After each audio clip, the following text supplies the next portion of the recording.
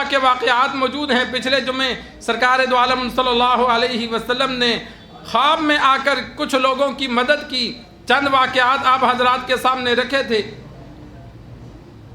مولانا غلام غوث ہزاروی رحمہ اللہ ختم نبوت کے مسئلے میں تحریک جب چلی تو آپس میں مشورہ یہ ہوا، مولانا صاحب کے ذمے لگا دیا کہ آپ نے گرفتاری نہیں دینی۔ علماء گرفتاریاں دے رہے تھے، عوام گرفتاریاں دے رہی تھی، ان کے ذمے لگایا کہ آپ نے گرفتاریاں نہیں دینی، چاروں صوبوں میں آپ نے جلسوں میں شرکت کر کے عوام کو ابھارنا ہے۔ انتہائی مشکل کام تھا،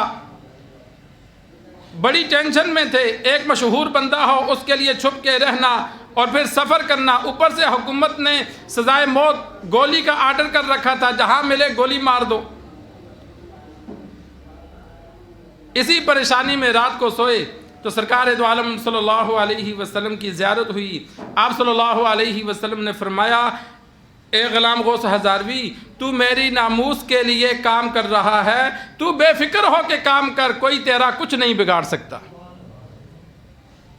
مولانا فرماتے ہیں اس کے بعد پوری تحریک میں میں پورے چاروں صوبے میں گھوما، پکڑنے والے میرے پیچھے نماز پڑھتے تھے لیکن وہ پہچان نہیں سکتے تھے کہ میں ہی مولانا غلام غوث ہوں۔ میرے دل میں جو خوف تھا، ڈر تھا، وہ خواب کے ذریعے آپ صلی اللہ علیہ وسلم نے دور فرما دیا کہ بے فکر ہو کے کام کر، اللہ کی مدد ہے، تجھے کوئی پکڑ نہیں سکے گا۔ اسی طرح اور بھی ہزاروں واقعات ہیں۔ سرکار دو عالم صلی اللہ علیہ وسلم نے پچھلے جمعے بیان کر دیے تھے۔ یہ ایک ریختہ تھا، ایک اور ریختہ تھا۔ حکیم فضل محمد صاحب تھے، مولانا اشرف علی تھانوی رحمہ اللہ حکیم اجمل خان کے ہم کلاس تھے، مولانا قاسم نانوتوی رحمہ اللہ کے شاگرد تھے، بڑے اللہ والے تھے۔ 60 سال کی عمر میں ان کو فالج ہو گیا، تقریباً 60-65 سال کی عمر تھی۔ ہر طرح سے علاج کروایا، ٹھیک نہ ہوئے، اور کبھی بے ہوشی طاری ہو جاتی، کبھی ٹھیک ہو جاتے۔ ایک دن طبیعت زیادہ خراب تھی، رات کو لوگ عزیز و اقارب بھی جاگ رہے تھے کہ شاید آج یہ فوت ہو جائیں، تو رات کو یکدم یہ جملہ کہہ کر اٹھ کے بیٹھے، حضرت یہ میرے پاؤں ہیں۔ اٹھ کر بیٹھے اور بالکل ٹھیک ہو گئے،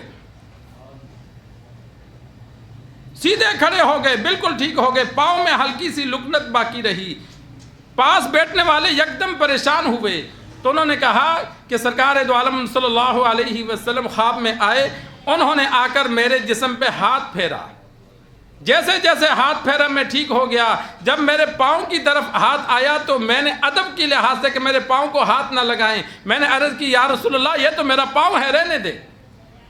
اس لیے میں گھبرا کے یکدم اٹھا، پاؤں میں تھوڑی سی ٹیڑھا پن باقی تھا، باقی پورا جسم ٹھیک ہو گیا تھا۔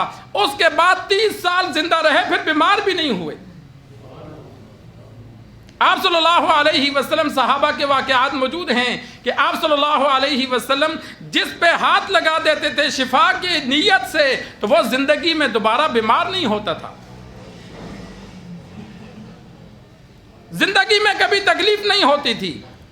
تو سرکار دو عالم صلی اللہ علیہ وسلم نے خواب میں آ کر ان کے جسم پہ ہاتھ پھیرا تو وہ ٹھیک ہو کے بیٹھ گئے، فالج بالکل دور ہو گیا، 30 سال اس کے بعد صحیح زندہ رہے۔ تو یہ تعلق کی بات ہوتی ہے، اللہ سے، اس کے رسول سے، سرکار دو عالم صلی اللہ علیہ وسلم سے انسان کا جب قرب ہوتا ہے تو بسا اوقات ایسے واقعات اللہ ظاہر فرماتے ہیں۔ سلمان فارسی رضی اللہ تعالی عنہ کا واقعہ موجود ہے، حسن بصری رحمہ اللہ نے نقل کیا۔ ان کے مہمان آ گئے تو وہ مہمانوں کو لے کر بیابان باہر نکلے ریگستان میں، تو انہوں نے وہاں آواز دی کہ اے پرندوں، اے جانوروں، ایک عمدہ ہرن اور عمدہ موٹا پرندہ میرے پاس آئے، میں نے اپنے مہمان کی خدمت کرنی ہے۔ تو موٹے موٹے پرندے آ گئے، موٹے موٹے ہرن دوڑتے ہوئے آئے، انہوں نے ایک پرندہ اور ایک ہرن پکڑا، اسے ذبح کیا۔ مہمان بڑے حیران ہوئے۔ سلمان فارسی رضی اللہ تعالی عنہ نے آگے سے جواب دیا، اس میں حیرانگی کی کیا بات ہے؟ پریشان ہونے کی، تعجب کی کیا بات ہے؟ جب انسان اللہ کی اطاعت کرے تو تمام چیزیں اس کی اطاعت کرنے لگ جاتی ہیں۔ ساری مخلوقات تو اللہ نے انسان کے نفع کے لیے بنائی ہے، انسان کو اللہ نے اپنی عبادت کے لیے بنایا۔ جب انسان اللہ کی عبادت کرتا ہے، اللہ کی مان کے چلتا ہے، تو ساری چیزیں انسان کی مان کے چلتی ہیں۔ بزرگ صحابی تھے، تقریباً 250 یا 350 سال ان کی عمر موجود ہے۔ سرکار دو عالم صلی اللہ علیہ وسلم کے ساتھ رہے۔ غزوہ خندق کے موقع پر انہوں نے ہی مشورہ دیا تھا۔